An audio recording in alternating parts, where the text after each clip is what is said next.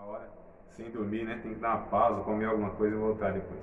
Vamos lá, então, irmãos, o capítulo 21 e 22, vou tentar fazer uma síntese, tá? Desses dois capítulos, embora eu gostaria de estar pontuando aqui de uma forma mais didática, até para vocês anotarem aí. O capítulo 21 e 22 de Apocalipse é o que vai falar, então, desse desfecho final aí da história humana, né?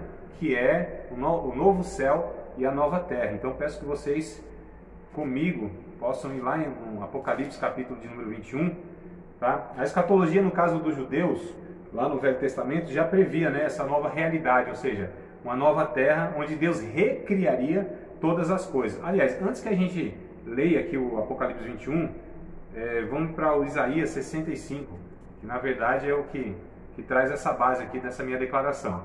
Que a escatologia não é algo do Novo Testamento, não é algo novo, né, que o livro de Apocalipse traz.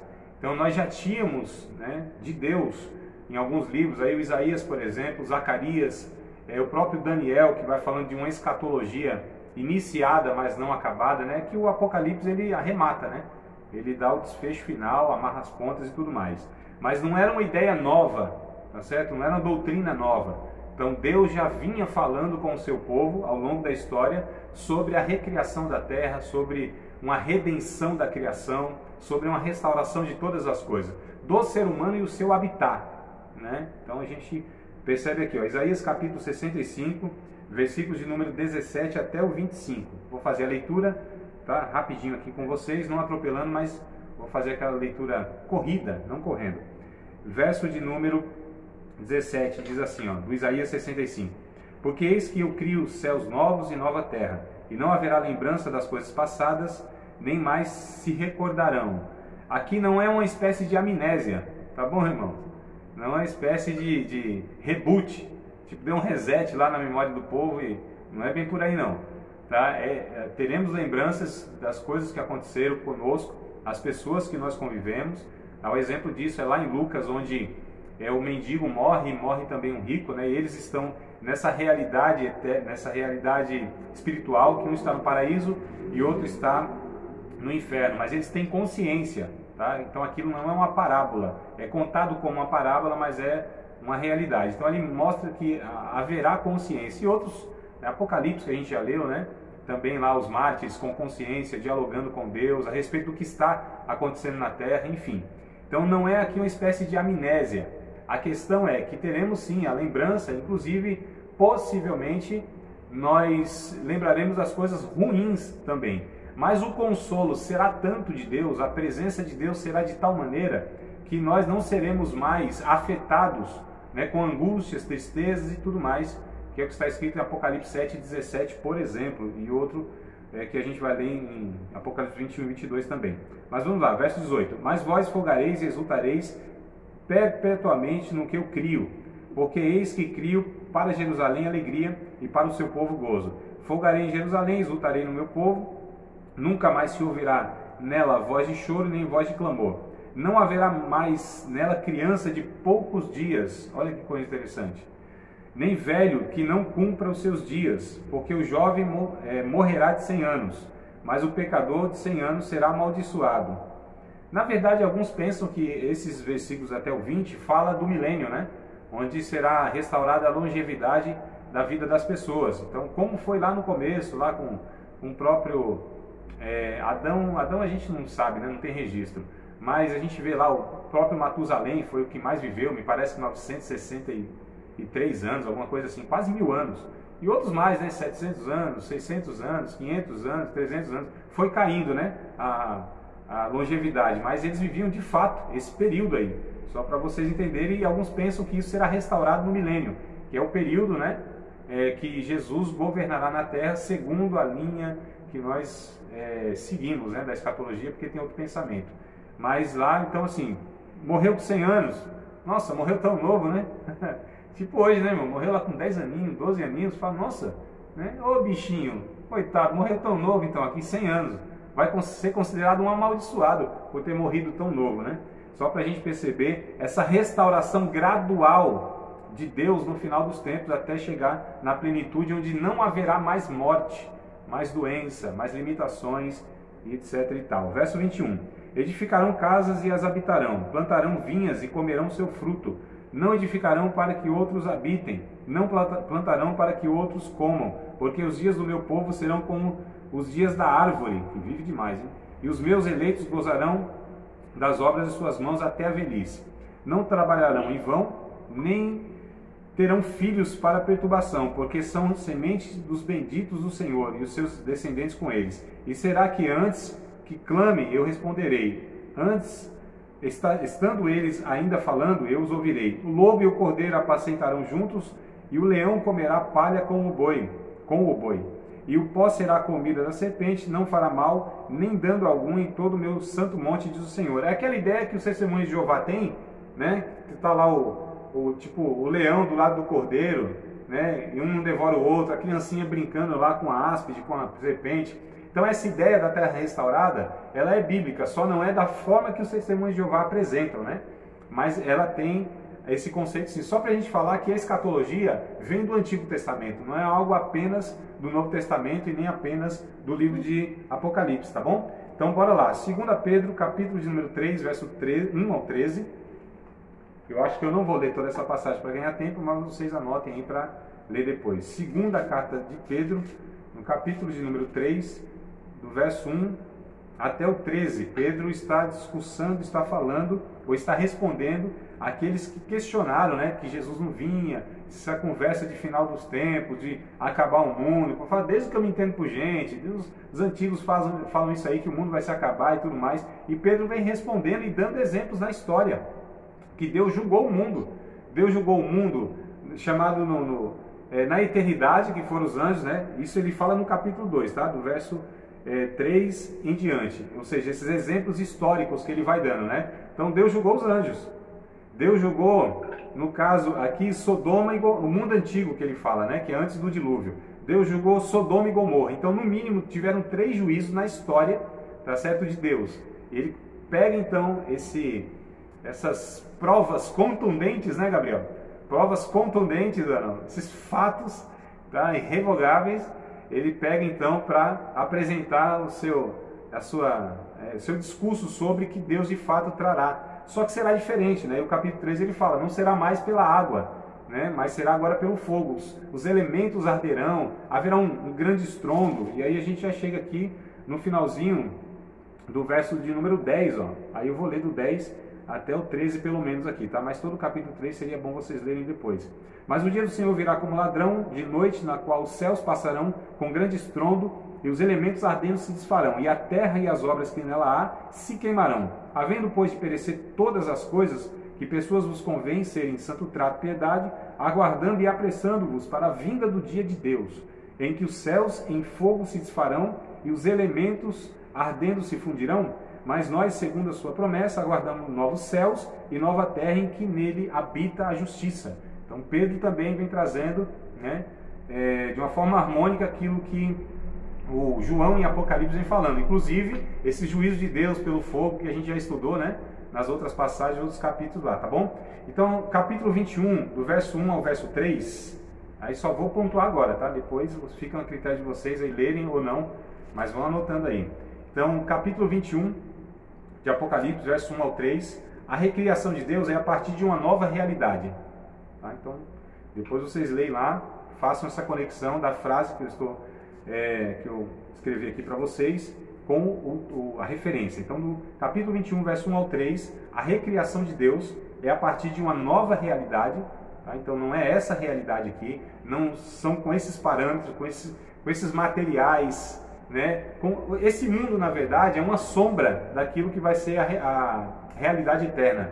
Quando João ele escreve, ele sempre usa símile. Símile é aquilo que é como, né? Essa expressão vocês sempre vão ver, é como. Então é algo semelhante, mas não é exatamente, tá? Porque o céu, ele na verdade é quem dá parâmetro para a terra, não é a terra para o céu. Então o verdadeiro está lá. Aqui é o transitório, aqui é o temporário, aqui é o fake, né? Aqui é o Paraguai. Então aqui não é o verdadeiro, não é o original, irmãos. Quando a gente lê, por exemplo, Hebreus capítulo 11, né? Ora, a fé é o firme fundamento das coisas que se espera, a prova das coisas que não se vê. Pela fé entendemos que os mundos foram criados pela palavra de Deus, de maneira que aquilo que se vê não foi feito do que é aparente. Então, olha só, na verdade, aqui não é a origem, tá certo? A Matrix é lá, não é aqui não. Né? Então, quem assistiu Matrix aí já sabe mais ou menos o que eu estou falando aqui. O capítulo 21, do verso 4 ao verso 7, eu vou aqui fazer essa divisão didática para vocês, tá? Então, capítulo 21, verso 4 ao 7, todos os efeitos do pecado serão aniquilados e haverá perfeição da vida. Vocês lendo esses versículos, vocês vão perceber aqui essa afirmação. Todos os efeitos do pecado serão aniquilados e haverá perfeição, a plenitude. É vida sobre vida, irmãos. Não haverá morte, enfermidade, não haverá angústias, não haverá limitações físicas, não haverá nada que nos angustia, nada que nos afeta, nada que nos deteriore, nada que nos corrompa, em todos os sentidos que essa palavra pode trazer. Não haverá nada que nos machuque, nada que possa nos debilitar como ser humano, em todas as esferas que o ser humano é constituído, tá? Então, será aniquilado todos esses efeitos e haverá a vida plena, né? A plenitude da vida. Como nós lemos na aula passada, do arrebatamento que a vida absorverá, né? Chupará a morte, né? Então, eis que vos digo o mistério, né? Todos dormiremos, todos seremos transformados, um abrir e fechar de olhos, onde é a última trombeta, porque a trombeta soará, e nós que estivermos vivos seremos arrebatados, aquela coisa toda. O corruptível será revestido de incorruptibilidade, o mortal será revestido de imortalidade. Então isso, quando acontecer, cumprir-se o que está escrito: tragada foi a morte na vitória. Onde está a morte, está o aguilhão e tal. Lembra que a gente leu esse trem aí? Então vamos lá, irmãos. Capítulo 21, verso 8. Em contraste, olha só, como eu disse, aqui aparece ainda, embora está falando do novo céus e nova terra, aparece ainda a questão dos ímpios, né? Então, capítulo 21, verso 8. Em contraste, os ímpios, devido à sua natureza pecadora e teimosa, existirá no lago de fogo. Tá? O verso 8 vai falando aqui, ó. Quanto aos tímidos, aos incrédulos, aos abomináveis, aos homicidas, aos fornicadores, aos feiticeiros, aos idólatras, todos os mentirosos, sua parte será no lago de fogo, que arde fogo e enxofre, que é a segunda morte, que a gente falou que é a morte eterna, né? Segunda morte, morte eterna. Eu não tenho tempo, mas eu até gostaria de estar detalhando o que são, né, essas características e traduzindo para mais próximo de nós. Enfim, são pessoas que assumiram esse caráter. Não é os crentes que de vez em quando escorregam, né, irmão? Então a gente tem os nossos pecados que eles nos assaltam, né? A gente tem os acidentes que a gente peca, mas são essas pessoas que pecam esporadicamente. São aqueles que assumiram um caráter, assumiram a identidade de pecadores e têm como maior característica nas suas vidas esses adjetivos aqui. Então vamos lá, capítulo 21, verso 9 ao 21. A cidade é bela, é perfeita e expressa a glória do Criador, ou do Recriador, né? Não está falando de recriação, expressa a glória do Criador. Então isso, do capítulo 21, do verso 9 ao 21, vai falar sobre a cidade. Ela é perfeita, bela, e tudo aqui é simbólico, tá? As pedras preciosas, né? Todos os materiais, enfim, as medidas. Nada é literal aqui, mas é tudo representativo só para mostrar a beleza, a perfeição dessa cidade, né? E que nesse locus nós habitaremos com Deus. Então não é a cidade em si, não é o local em si, a gente vai ver aqui mais para frente, ó. O capítulo 21, do verso 22 ao 27, apesar de ser bela, perfeita e gloriosa, não terá templo. Isso é um negócio interessante, né? Os cristãos hoje ainda não aprenderam esse trem aí, mas lá acho que vão ficar aí mais libertos, né, irmão? Dessa paranoia, certo? De que se não vai no templo fica fraco, desanimado e tal, né? Não aprenderam ainda o caminho do relacionamento com Deus, extramuro religioso, né? Estou dizendo que a gente tem que desprezar essa realidade da comunidade de fé que se reúne num CNPJ, numa esquina qualquer, não é isso. Mas as pessoas reduzem o evangelho. É a discussão que a gente está tendo nas redes sociais, por conta aí do STF ter concluído que não é um serviço essencial, né? E temporariamente aí foi fechado aí por 15 dias, sei lá, e o povo está desesperado, né? Tá abstinência, irmão. Assim, precisa de uma dose de templo, precisa na veia, senão, né, fica tremendo. Então aqui não haverá templo. Por que não haverá templo? Porque é o Cristo que é o locus da adoração. É o Cristo, né, que é onde nós adoramos a Deus, é em Cristo, tá certo? Não é a partir de um lugar. Como disse Jesus à mulher samaritana, nem em Samaria nem em Jerusalém, é em espírito e em verdade, porque Deus é espírito e procura aqueles que o adorem em espírito e em verdade, né? Então o locus da adoração é Cristo, é em Cristo que nós adoramos a Deus, é por Cristo e é para Cristo, tá? Então aqui na eternidade isso vai ser resolvido totalmente. Vamos lá, capítulo 22, verso 1 ao 5. Em contraste com Éden, não haverá mais possibilidade de corrupção e queda do homem, irmão. Isso aqui para mim é extraordinário. Capítulo 22 vai mostrar lá sobre um rio puro, uma praça, a árvore, né? Então faz esse paralelo com o Éden. Então no Éden lá houve a possibilidade de corrupção, o homem cair. Aqui não haverá mais.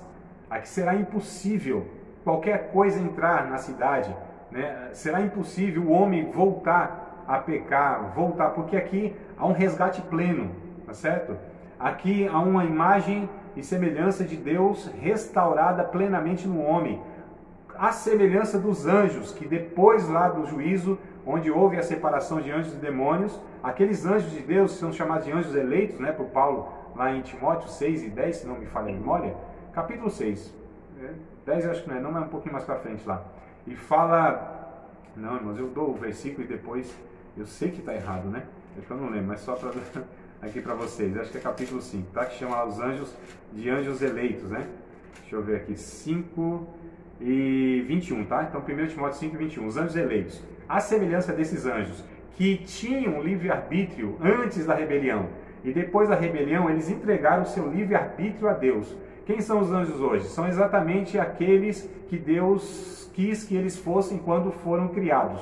Então houve a ocasião deles decidirem, né? Porque Deus criou relacionamento de liberdade, relacionamento onde o amor é a base, onde amor tem que ter a possibilidade de não amar, porque senão não tem como ser amor. Aí outros motivos. Então é por isso que a gente fala que Deus ele criou o homem com a possibilidade de pecar, porque senão seriam autômatos, né? Seriam robôs. Deus cria uma relação e que essa relação onde as pessoas voluntariamente decidam o amar. Então quem seremos nós na eternidade? Exatamente as pessoas que Deus quis que nós fôssemos quando fomos criados. Então haverá plenitude, a perfeição. Como os anjos de Deus é impossível que eles pequem, também será impossível que nós pequemos naquele dia. Tá certo? Estou aqui aceleradão porque está acabando o tempo, irmão. Vamos lá. Capítulo 22, verso 6 ao 14. Aqui o zapzinho lá depois vai estar disponível para vocês lá mandar várias perguntas, tá? Capítulo 22, verso 6 ao 14. Ainda há uma advertência para os fiéis e infiéis, ó, para que se posicione diante dessa revelação. Então, o capítulo 22 vai falar aqui, né, entre os versículos, quem é sujo, suje-se ainda. Quem é justo, faça justiça ainda. Se posicione, então, diante de toda essa revelação que João traz, de tudo o que acontecerá, né, de toda a história final, de tudo que implicará os homens viverem com Deus ou sem Deus. Então, se posicionem. Então, é tempo de você decidir, a decisão de servir a Deus ou não servir a Deus. Decidiu não servir a Deus? Segue o seu caminho e aí também arca com as consequências. Decidiu servir a Deus? Então leva isso a sério, né? É a tua vida agora, entende a seriedade do Evangelho, então se santifica mais ainda. Então há uma advertência, ainda cabe uma advertência aqui no finalzinho do livro. Capítulo 22, verso de número 15. Reitera de novo, né? É reiterada aquela afirmação que os não regenerados não participarão da eternidade. Né? O que a gente leu no capítulo 21, por exemplo, sobre os tímidos, os idólatras e tudo mais, aqui é reiterado. Só para dar ênfase, irmãos, olha só, não terá possibilidade de uma pessoa viver uma vida promíscua, na mentira, na desordem, pecando. Não haverá possibilidade dessa pessoa partilhar, dessa pessoa desfrutar, participar da santidade de Deus da eternidade. A eternidade são para pessoas que foram regeneradas, que andam debaixo da graça de Deus, que recorrem ao Espírito Santo, para que essas pessoas possam estar no caminho da verdade, que ainda que tropeçando, mas recorram ao sangue de Cristo, né? Se dobrem diante de Deus, se arrependam. Então, para essas pessoas que não são perfeitas, mas querem de fato servir a Deus, elas sim estão reservadas à eternidade. Mas aqueles que vivem só de aparência, vivem uma vida toda torta, não terá espaço, não tem jeito. Deus não dará um jeitinho para essas pessoas entrarem de jeito nenhum. Deus não é político. Vamos lá, irmãos, capítulo 22, verso 16. O próprio Jesus ratifica, né, que essa mensagem, ou seja, o livro de Apocalipse, é da parte dele. Então ele mesmo diz, eu, o Alfa e o Ômega, né? Eu sou a raiz e a geração de Davi. Então ele mesmo testifica. E aí, para encerrar aqui o livro e o estudo, 20 horas em ponto, o próprio Espírito e a igreja almejam, né, que esse dia chegue, que é o capítulo 22, verso 17. E o Espírito e a esposa dizem, vem. Quem ouve, diga, vem. E quem tem sede, venha. E quem quiser, tome de graça da água da vida. E lá no finalzinho, verso 20, o que nós devemos na nossa alma, no nosso coração e na nossa voz também dizer, Maranata, ora vem Senhor Jesus. Então por aqui a gente encerra esse livro de Apocalipse. Você acabou de participar de mais uma aula de um dos nossos cursos do Seminário de Teologia, Vida Cristã, Palavra da Vida. Espero que tenha te abençoado, não só alargado o seu conhecimento teológico, mas que tenha também atingido o teu coração para que você possa a cada dia mais reproduzir a vida de Deus nas suas relações cotidianas. Se você ainda não é aluno oficial de um dos nossos cursos, se inscreva aqui no contato que vai aparecer do WhatsApp. Também nos siga nas redes sociais, se inscreva no nosso canal, compartilhe à vontade e Deus te abençoe.